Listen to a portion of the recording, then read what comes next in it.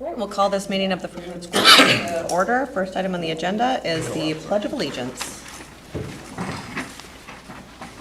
I pledge allegiance to the flag of the United States of America and to the republic for which it stands, one nation, under God, indivisible, with liberty and justice for all.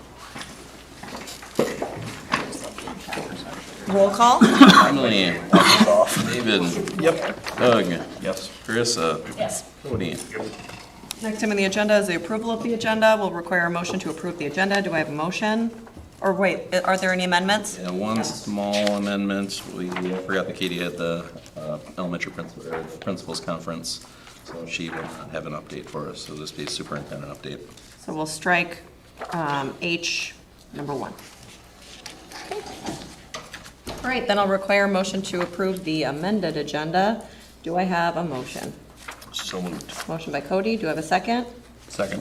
Second by Doug. All in favor say aye. Aye. Opposed, same sign. Motion carries. Next on the agenda, conflict of interest disclosures. I've received none. None. Public input. None. Consent agenda will require a motion to approve the following: the minutes of the regularly scheduled school board meeting of March 13th, 2024, the minutes of the special school board meeting of May 22nd, 2024, the minutes of the Cornwall Cooperative Board of Advisors meeting of May 14th, 2024, the amended contract of Rebecca Hofer for the position of summer school teacher for the summer of 2024, the amended conditions of employment for Amara Hortman for the position of summer school paraprofessional for the summer of 2024, the amended conditions of employment for Carrie Newhart for the position of summer school paraprofessional for the summer of 2024, the amendment conditions of employment for Chandra Van Zyl for the position of summer school paraprofessional for the summer of 2024, the conditions of employment of Sherry Kafka for the position of head volleyball coach for the 2024-2025 season, the conditions of employment of Carissa Podzimic for the position of assistant volleyball coach for the 2024-2025 season, the resignation of Carissa Podzimic for the position of school board effective upon appointment of a new board member, financial reports and claims. Do I have a motion? So moved. Motion by David. Do we have a second? Second. Second by Cody. All in favor say aye. Aye. Opposed, same sign. Motion carries. Next on the agenda, administrative report, superintendent. My report is in your packet. We were notified that we were selected for the Child and Nutrition Services Grant. That was one that I filled out the application for earlier this year. Originally, they declined us, and they had some money that was left available. So we were able to qualify for that. So that's $14,983 for a new stove in our kitchen, junior, senior high school kitchen that is here, and it is installed. It's hooked up, ready to go, and pretty nice. So we got that. So that'll free up some dollars. We do have to spend down our food services account a little bit, so that'll give us the opportunity to invest in and update some other equipment. Side note to that one, I talked to the kitchen staff, and they said that they thought that stove actually transitioned from the old school over to the Freeman School when this was built. And Really? that means we got our money's worth out of it, to say the least. So it's very, very old. Still is operational, but something that efficiency, over time, we want to invest in something that's a little bit more efficient. So excited to see that new stove in operation. And later on, we'll have the surplus of the old stove. That'll be an agenda item. I have submitted a number of grants. So the first one that I submitted that has already been submitted, the next one will be submitted this week, is for $400,000 over the course of 4 years. That would be to target a new addition of a school counselor. A few other programs and a few other trainings that we would also be within that $400,000. So I'm curious and interested to see when they make the decision on that grant, if that's something that we are selected for.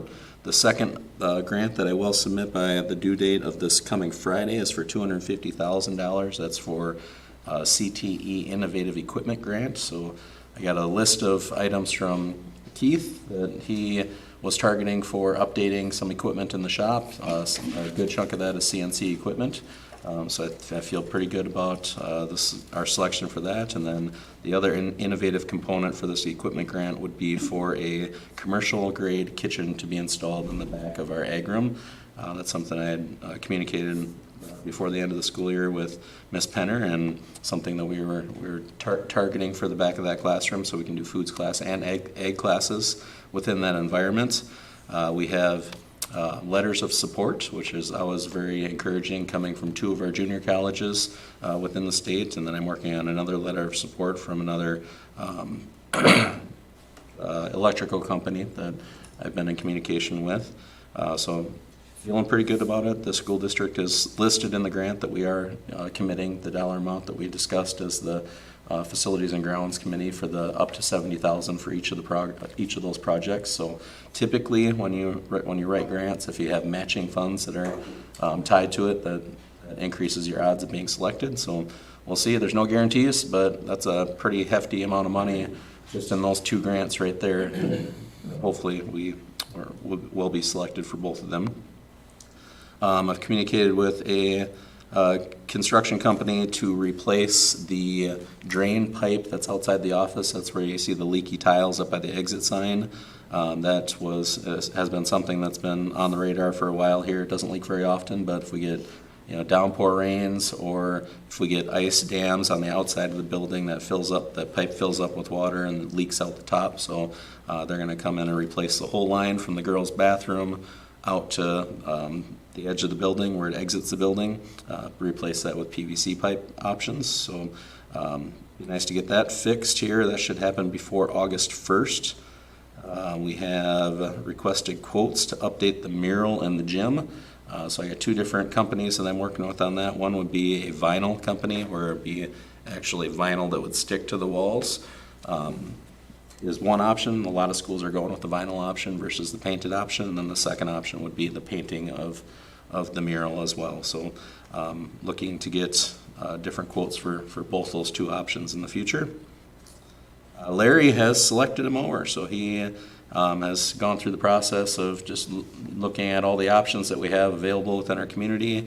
Larry felt that the Grasshopper, a new Grasshopper with the 900D from Sioux International was the right option for us. So we're in the process of getting an invoice for that, and then the trade-in option with our current lawnmower brings the total the board approved at our last regular board meeting up to $22,000 with the trade-in. That knocks that price down to $15,800, so well within that budget. And then the last item I have is the joint ASBSD and SASD convention is coming up on August 8th and 9th. If anybody would like to attend, please let me know. If we register for that by July 12th, we get a discount.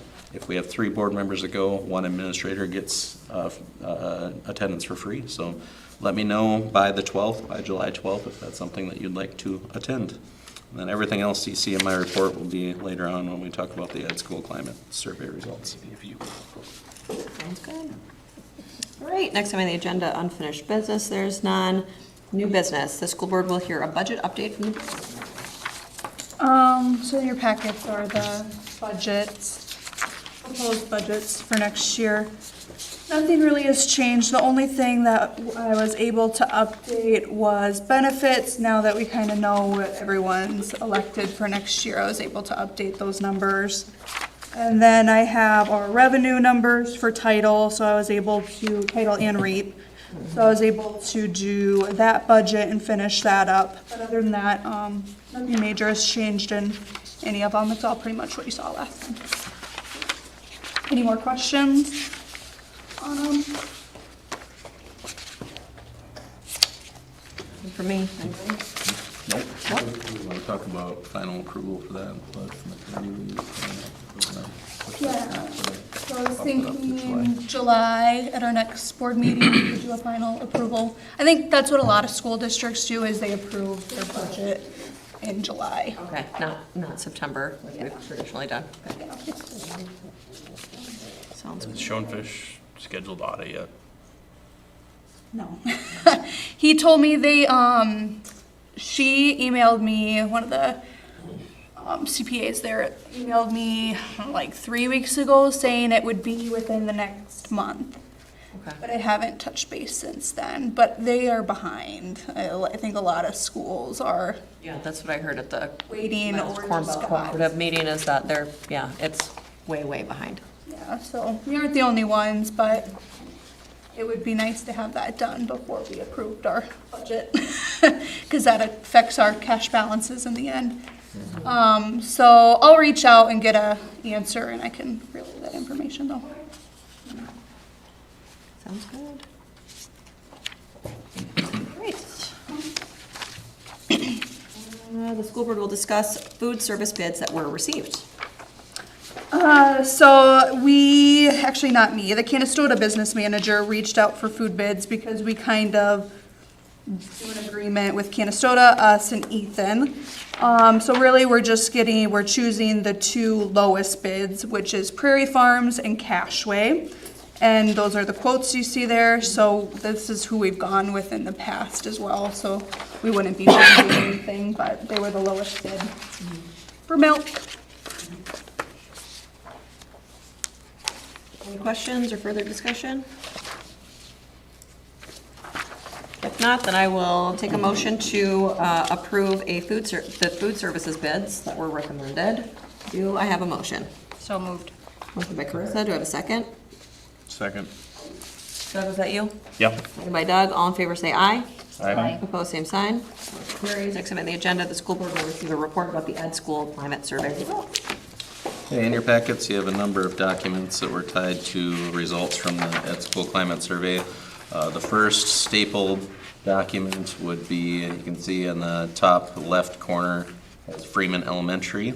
So there's 5 different schools that were evaluated within this packet information. There's only 3. We have Freeman Elementary, Freeman Junior High School, and Freeman High School. The reason the colony schools are not included in that, there was insufficient data that from the response to provide any feedback for the information put together for the survey. I think next year that if we decide to do, or years ahead if we decide to do something like this, we probably want to look at maybe each individual colony as their own maybe separate entity, separate school, instead of tying it into in town. I think that could be interesting data to look at if they were focusing the climate culture within their building out there. I don't know if that's what contributed to colony staff not feeling like that they should fill it out, but example would be there was one survey response and had one section that was completed on it, so that just wasn't, when you're looking at the number of areas that were questioned, that just you can't find a high and a low with that one question that was completed. So we'll just have to look at that and probably speak to the colony staff in the future and see what they would see more value in. So the first one is the elementary school, and you can see on the top that the first packet was for teachers / instructional staff. The next one that you see in the packet, and once we get through all these, I have a breakdown of all the data as well on a spreadsheet. So the next one would be the Freeman Junior High School for teacher staff. The third packet would be the high school for teacher staff. And then we get into the non-instructional staff, is what they use for the terminology, would be the fourth packet, and that's starts with Freeman Elementary. And then it jumps to Freeman High School, so there's no junior high school because all of the non-instructional staff were given the slips to enter the code for under the category of high school, not junior. There was nobody that was, or at least nobody, I don't remember if we didn't give any junior high or if there's nobody that completed the survey, but there was no data for the junior high school for the non-instructional staff. So with that being said, diving into specifically those results. So the Ed School Climate Survey there's 3 main categories and there's 16 subcategories that questions were asked. Throughout the survey that staff completed, there was 41 respondents that for the teaching staff and the non-instructional staff. It has a list of those different 16 or the 3 categories, which would be engagement, safety, and environment, and then the subcategories within engagement. The first question ties into the engagement of that building, and then culture and linguistic competence, participation, relationships, and then the subcategories under safety, First one asked a specific question about safety of the building, then bullying, emergency readiness and management. And I'm not sure what happened with that one, but you can see the data within all both the non-instructional and instructional staff. There was no information. So I don't know if there's something that was an error on our part that we had that question was turned off.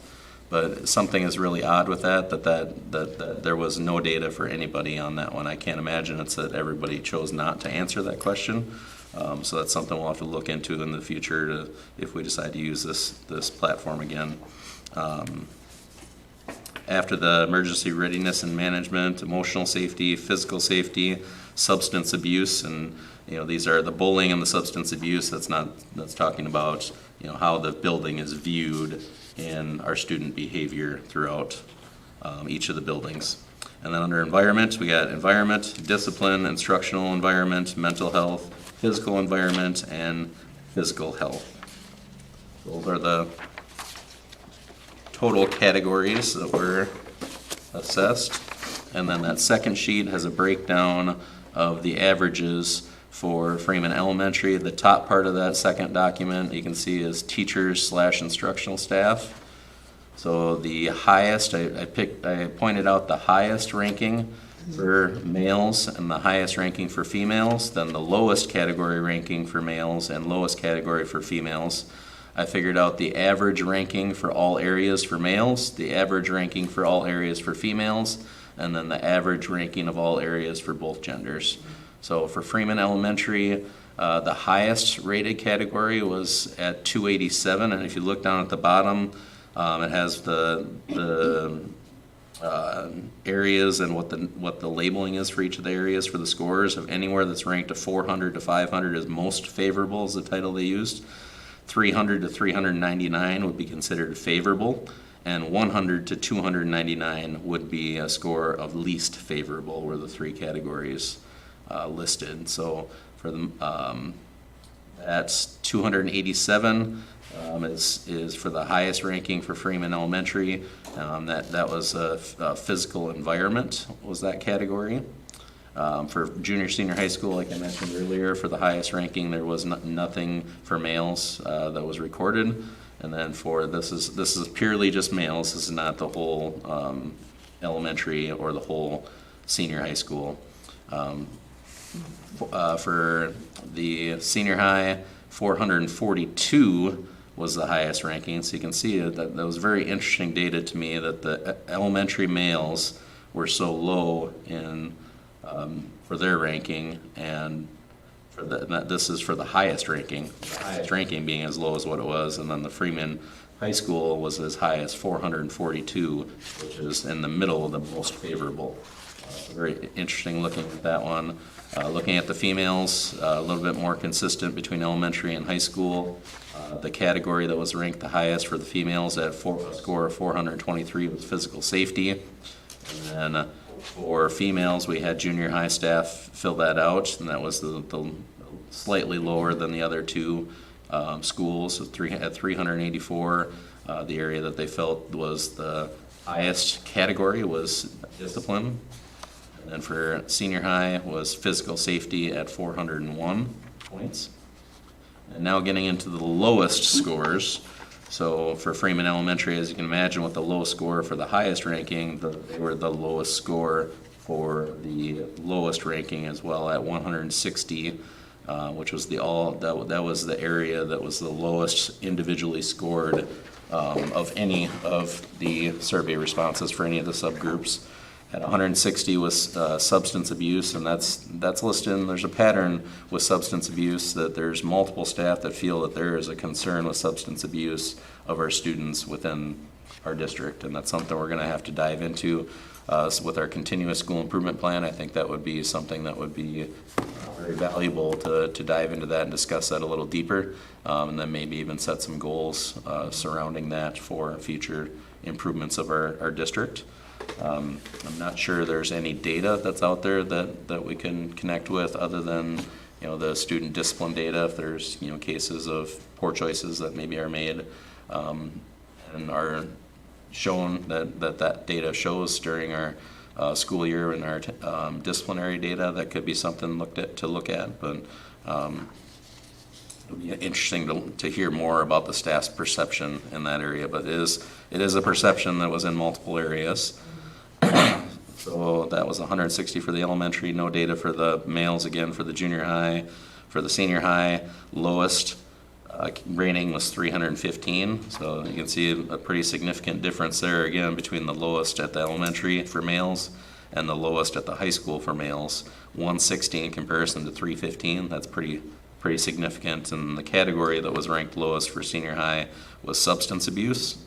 And then for the female staff, another interesting component here is how low the male staff was for the elementary and how high the female staff was for the elementary, because they were at 326, and they felt participation was one of the lowest areas, or the areas that needed the most work. For the elementary, for the junior high, 331. Again, that substance abuse showed up, and the lowest for the senior high was substance abuse as well at 311. So if you look at the average ranking for all areas, so each of those what was it again? The 3 categories and the 16 subcategories. I added up the score for each survey response for each of those, and then figured out the average divided by the 16. Keep in mind that one of those categories didn't show up, so it's a 0. Technically, there's no points. So that does skew the data a little bit. I didn't want to throw that category out and go divide it by 15. Because that was it was supposed to be, it was designed to be a question within the survey. So these averages are skewed a little bit. They are a little bit lower than what they would be if we would have had a survey response to that one question. But the average for elementary for the males was 212.88, and that was the reason that's yellow is that was the lowest average out of any of the averages that were factored. Elementary males, no data again for junior high. Senior high, 362.06 was the average ranking there. And then for females, 346.44, 343.44 for junior high, and 333.5 for senior high. So fairly consistent for our female staff in each of our 3 areas. And then the average ranking of all areas for both genders. So with the males and the females at the elementary, it ended up being an average of 279.66. For junior high, 347.44. And for senior high, 347.78.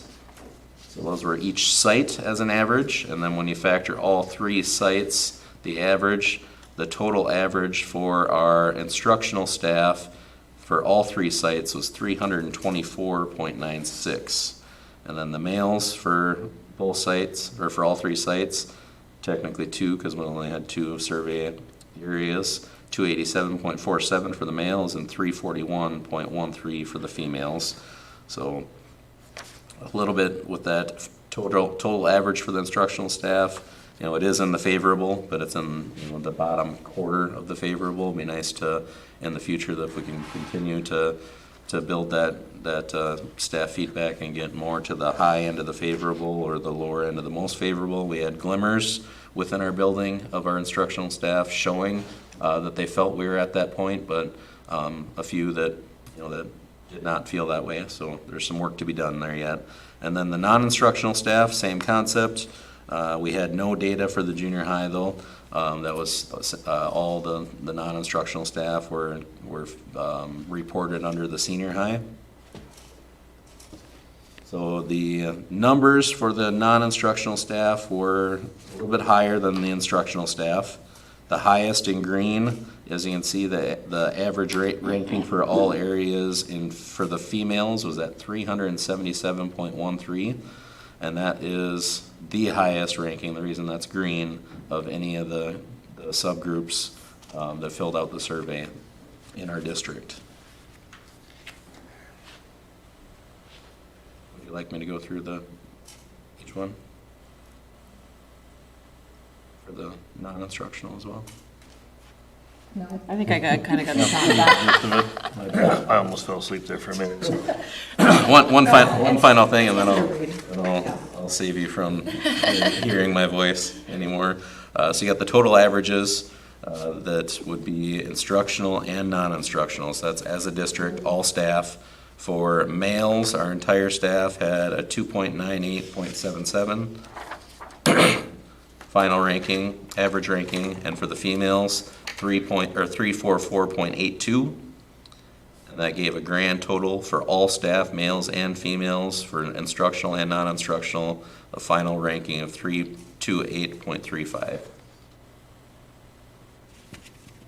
So again, the final ranking in that favorable, but on the lower end of that favorable. Then it'd be nice to get to that higher end and. What was the staff participation? 42, I believe. We have, remember how many we sent out, Seth? Was it 60 slips that we put in the mailboxes? For some reason, that's a number that's in my head right now. It's between 60 and 70 for, it depends on who we all include. The bus drivers are So, a little over 50%. 41 respondents. Any questions on the ed school climate response or results? I don't have any questions. Anybody else? Yeah, kind of a concerning trend. Yeah. Yeah, I think seeing the it's done a good job at, subsidies yeah. popping up. Yeah, it's Pretty pretty that. consistently.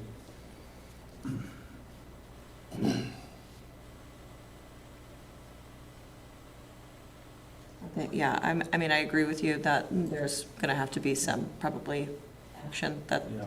Well, and maybe it's telling after next year with different leadership on the elementary side. Right, well, and, Shifts. yeah, exactly. It'll be interesting, yeah, having a new, On both sides. one in the elementary and the, high school both. See and what, then- Interesting to see what that means, yeah.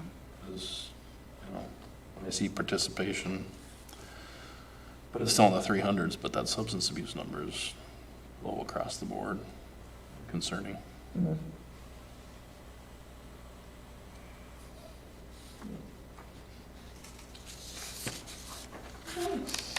Right, thanks, Jake. Next on the agenda, the supervisor update from the Phoenix Advisory Committee Board members. So Doug and I were able to both attend. It was last week on the 4th. And got some good updates in regards to the Phoenix softball program. The major takeaways for me, anyway, and please correct me, Doug and Jake, if I'm misremembering or missed something, but the two kind of big takeaways were issues with trying to schedule and logistics for kids who were in dual sports. So for those that participated in both softball and track, it got a little bit tricky trying to reschedule, get them to practices, et cetera. And again, the rainy and cold season and the multiple need to reschedule was not helpful in that. And then the other is the kind of the state of the Freeman softball diamond, and just that, we need to replace some equipment, including some speakers, some nets, et cetera, as well as just looking forward to the future of the program, the facilities as well.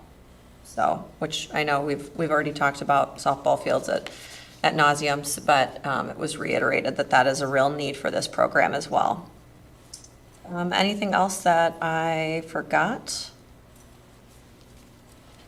I think the administration from all three schools and ADs were gonna focus on how they wanted to present, or how the co-op wants to present the girls choosing Yes. a primary sport with, part of it is a lot of the junior high girls that participate also run junior high track and varsity track. Right. So that's 2 different days of meets to where if a softball game gets rescheduled, it's hard to know if you get enough numbers to play. So, the committee kind of felt comfortable with the ADs discussing amongst themselves first with the. And getting more feedback too from the other coaches, because of course our track coaches and things weren't there for that. So getting more feedback too, which I think is a good plan. But numbers, I can't recall off the top of my head what Amber said, but numbers were really good. I mean, participation level, when everybody shows up, is very high, so. Yeah, And she thought she was it's gonna young. lose a couple, but she was gonna gain 6 or 8. Yeah, 4 seniors, I think she said. So, Well, it doesn't seem unrealistic to me to ask them to choose a sport. Trying to balance 3 seems arduous, to say the least. and she did note that most of the issues were with the junior high level girls, which doing junior high track, high school track, and softball seems like a lot for a junior high kid. Right. I have Not my not only just struggles with like just time homework. and things like that, but also maturity and being able to control your own, or Yeah. remember your own schedule and where you're supposed to be as well. So it was eye-opening. Well, it puts a lot of pressure on the coaches too. Yes. Trying to figure that out and where are the loyalties and who has rights to say you need to be here. Yep. It's just very convoluted across the board. Right, and I think they were trying to, choose based on event or whatever, and so, I mean, in the end, it'd be easier to make one decision at the beginning of the season versus 15 throughout, based And on in everything, regards so. to someone that's going to every practice and every event and then have to be benched because someone's better, but he's never there. That would did be, get brought up.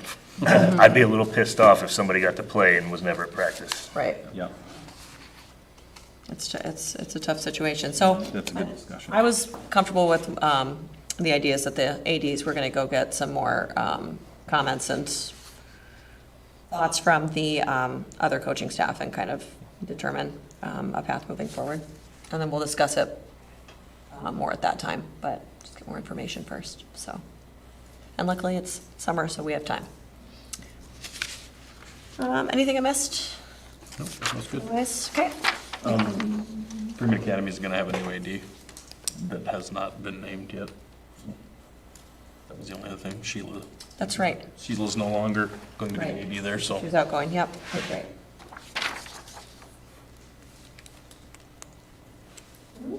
Yep. And then we'll meet again prior to the start of the football season. Yep. As we have, and as well, so. Next time on the agenda, the school board will hold a discussion about the proposed engineering contract to complete the construction of a custodial shed. The contract is in your packets from Lowry Engineering. It's got information that would be provided on the cost sheet on the fourth to last page. So basically, this is for the engineering side of things, giving us all the information that we need to be able to go out for bid. So design of the project, scope of the project, things that people will look at when they're bidding the project to know what they need to bid it as. So the board in the past, at the past board meeting had discussed potentially that we build into the budget up to that $300,000 mark, and that hopefully is a nice safety net, and just for the uncertainty of what the market is right now. We just got to kind of look at this as being part of that total budget for this project, because we can't really do anything else until we have this information. Right. Anything I missed on that, Doug, or explained it better than? No, I don't think so. I mean, we're not looking to do something super fancy, obviously. Function is, and getting them a space to work on things is of the utmost importance here, but since it's a public entity, there are certain things that have to be fulfilled by state law, and this would fulfill them at the bare minimum. You see the dollar amount, and honestly, in relation to the project size, it seems a little high, but there's really no economy of scale. You gotta do the work. Doesn't matter if you're building something that's 100,000 or a million. Turn the machine on. Still gotta do the work. My experience with these guys is very positive. They both have local connections. I mean, Josh Larson, one of the owners, he's married to a Freeman graduate. He's in town a lot. Ryan's in Parkston. They're close by. They're using, engineer Parker, so not a lot of mileage charges built into this, what you see sometimes, so. I know they visited the site because they called me and asked me some questions, so they did their homework, and I wouldn't be uncomfortable moving forward with it, but I completely understand if the rest of the board feels like we need to get a second or third opinion too. I don't know that we've had the best luck with our civil engineer that we've hired. Softball field, Right. we went the cheapest route there, and I think we're suffering for it a little bit.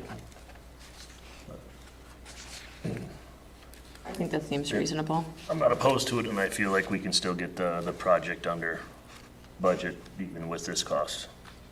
I think that in the bidding side of things there, I know these guys are very workable. My 2 cents would be when we get to that point that, I mean, sometimes people get busy, so when they see a completion date they're tied to, that affects their pricing, where Oh, sure. if you could leave it open and say, you know, we want to be done on X date for your base bid, give us an alternate price to be done at a time you write in. We want to get this done, but it's not like we got to have it done Tomorrow. this day.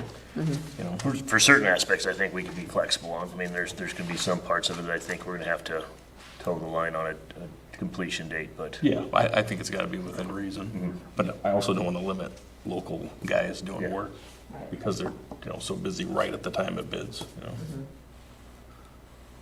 And I would hope, you know, this is the style of building that we're proposing. Opens it up to people that do residential, commercial, ag. I mean, we should have be able to field a good group of local contractors, so.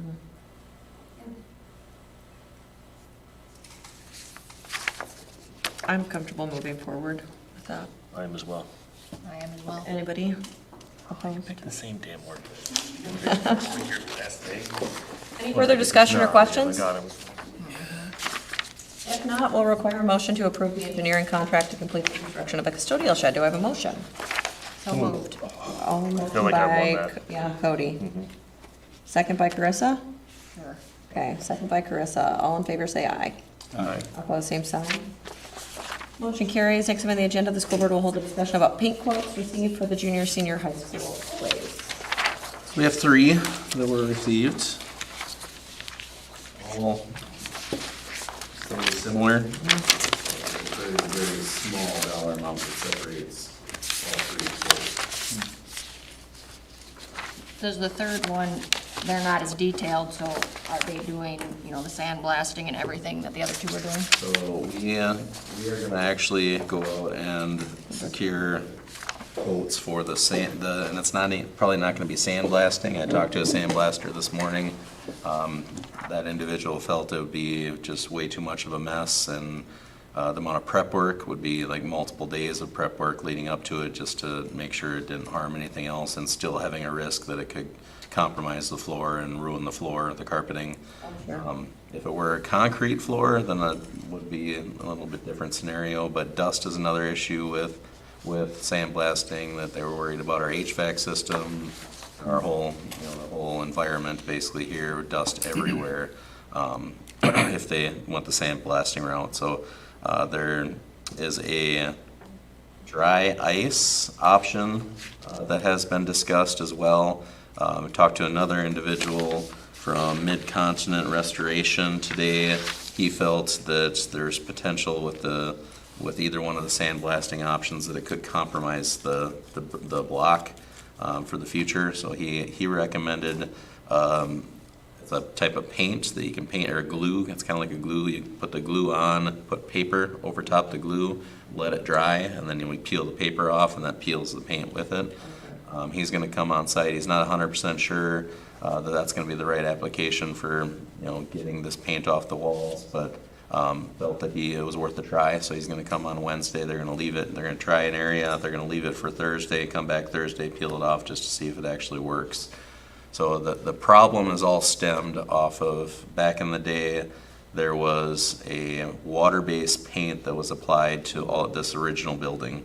And then somewhere throughout the years, it was another paint was applied that was an oil-based, so the two are not, they're not bonding together, and that's where we're getting bubbling. So you can see in that corner right up over there that it bubbles, so you get separation from the wall, and then eventually it chips.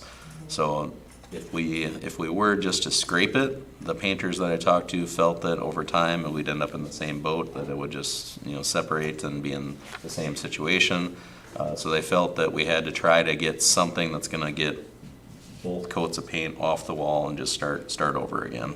So it's been quite a process. I've learned a lot just talking to different painters and learning the different methods that they have for removing paint, and we'll see if this one works. But what I would recommend is that the board looks at these 3 quotes for the painting side of it. When you select a contractor, that I'll communicate with them. I'll also communicate with the Mid-Continent Restoration and try to figure out what timelines we have to work with. Obviously, the painting can't happen until we remove the paint, so that's all contingent on that. But if I can get a timeline from Mid-Continent, I can communicate with the painters so they can clear their schedule and try to, at least a portion of their schedule, so they can come in and be ready for the painting once it happens. We're still, hopeful that it can happen this summer, but the reality of the situation is that this threw a huge wrench in having to remove all the paint, so it may have to be pushed to a winter break or some other time throughout the year.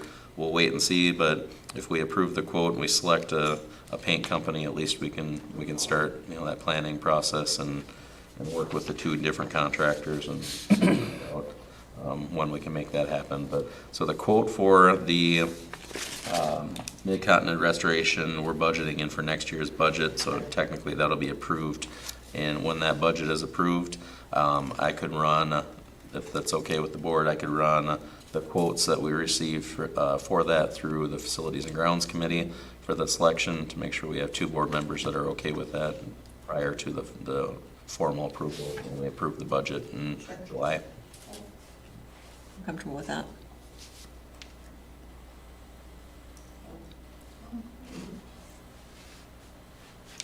Discussion about the quotes received? Does Greg have excise tax in his?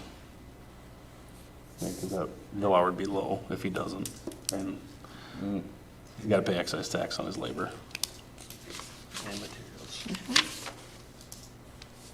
I would just verify that. Yeah, because it's going to be, Well, I prefer the quote that actually lists the products being used, personally.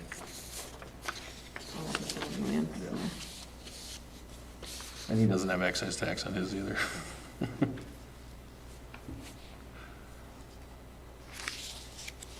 Because the school's tax exempt, but he is not. Right.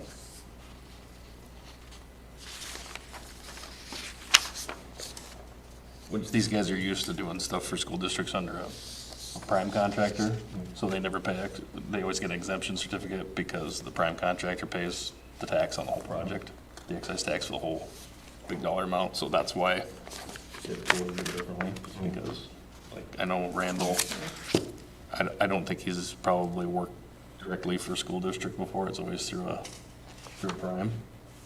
So I would say that, should verify that with Simonson and, but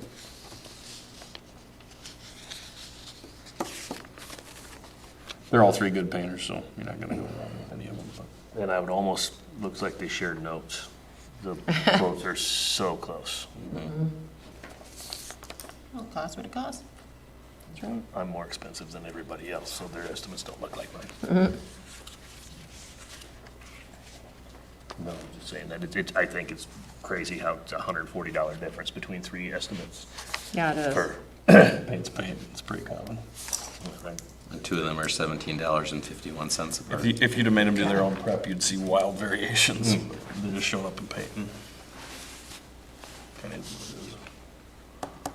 So that would be my only What's that? Not everything's. comment. No, obviously, they're Excise tax very and consistent in the market. And then they know that Illustration I was trying to make. they're technically gonna be a prime contractor, they're Just in their like square responsible for footage paying measuring. their sales and. Like they all have to measure very similarly, it's X amount of dollars per square foot, so they must have been. I'm assuming probably timeline-wise, we're not gonna get it done before, so I would say, We could take the same approach with this as I the was just gonna say that, I think I would feel more comfortable doing that. clarification. Yeah. Provide that clarification to the Facilities and Grounds Committee. Yeah. Make a And decision, then scheduled to the final approval in July. 2020. Anybody else think differently? I agree with you. Then we'll strike item number 9. Right, next item on the agenda will require a motion to surplus the Freeman School District oven at no value. It's not going into the ag kitchen? Oh, here we go. If we miss the grant, that's a nice way to, get us in Oh, under my. budget. Is that not what she's asking for? You know, we don't always get what we want. Any questions about that, or did you want to say anything more about that? I don't think that there's anything in here. No We are value. looking that there's a group that would have interest in that oven. Cheddar Colony has expressed interest in that, and that would save us the cost of having to dispose of it, so. Yeah, that'd be nice. Yep, exactly. All right, if there's no further discussion, we'll require a motion to surplus that oven at no value. Do I have a motion? So moved. Motion by Doug, second. Second. Second by David, all in favor say aye. Aye. Opposed, same sign. Motion carries. Next on the agenda, the school board will recognize the exiting board members. So it would be Carissa and Doug. And we thank you for your service. We have a present for you. Your very own flyer mug. But it appears to be empty. We have to. That looks really nice. I would There's a little send that plastic back. bottle inside. Just kidding. Of water. Water. Thank you. Yeah, it's nice. Thank you for everything that you've done. Yeah, appreciate it. Next time on the agenda, the school board will hold a discussion about the process for appointment of a school board member. So I think, and I'm open to hearing from the rest of the members of the board as well, but I think it would be a process similar to where we would, post in the paper, anyone who might have interest. Completed applications would be emailed to me, and then we could put together a small interview committee of maybe 2 board members and a superintendent to go through applications and potentially, and then, schedule interviews, et cetera, depending upon the level of interest that we have. And then trying to do that, and Carissa, you'll stay on until that new board member is appointed, but I think it'd be, given July is when we elect all new folks to committees, et cetera, it'd be nice to have that done in time for that meeting. I mean, by you just tell us what committees we're on.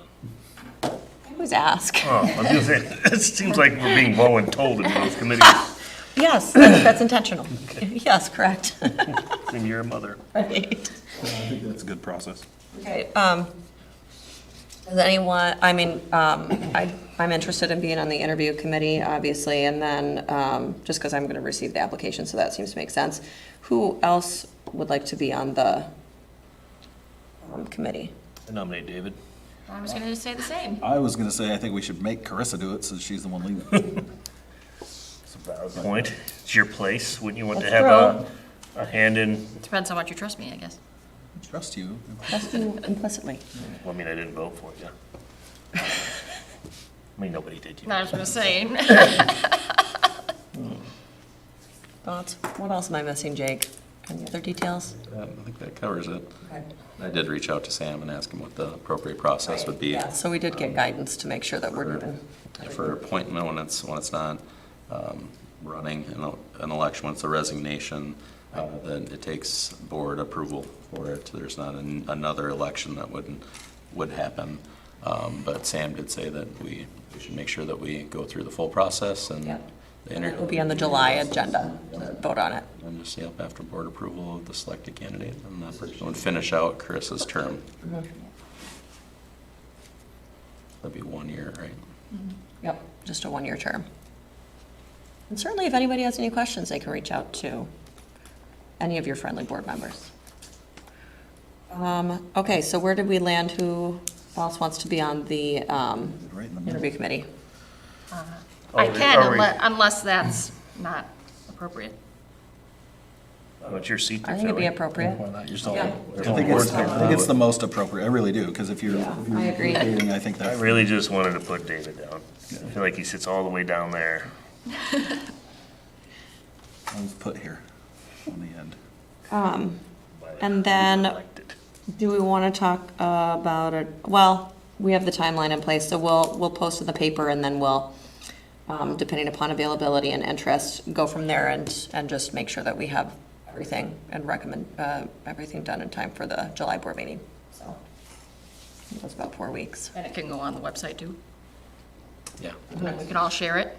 you know, get this going. She wants interest. That's not a very good Do marketing. you want off? Yeah. Well, I just signed the volleyball thing, so now I gotta, When you read Now you Tom's gotta get off of there. earlier, you're supposed to tell everybody how exciting it is and how great it is. and I will. Okay, good. You get a lot of applications. Any other comments in regards to that? That process sound appropriate to everybody? Okay, perfect. And you should specify they don't have to sit next to me if they act. Right, they you don't have to sit physically next to take me. your seat, We they can they do can sit different, somewhere else. if different need seating be. arrangement. Okay, Kind of change. if there's nothing else, we'll go to the next item on the agenda, which is adjournment. We'll require a motion to adjourn the regularly scheduled June 10th, 2024 Board of Education meeting at 7:50 PM. Do I have a motion? So moved. Motion by Cody, do I have a second? second. Second by Carissa, all in favor say aye. Aye. Opposed, same sign. Motion carries. The next meeting will be Monday, July 8th, at 7 PM. Am I seeing one or out?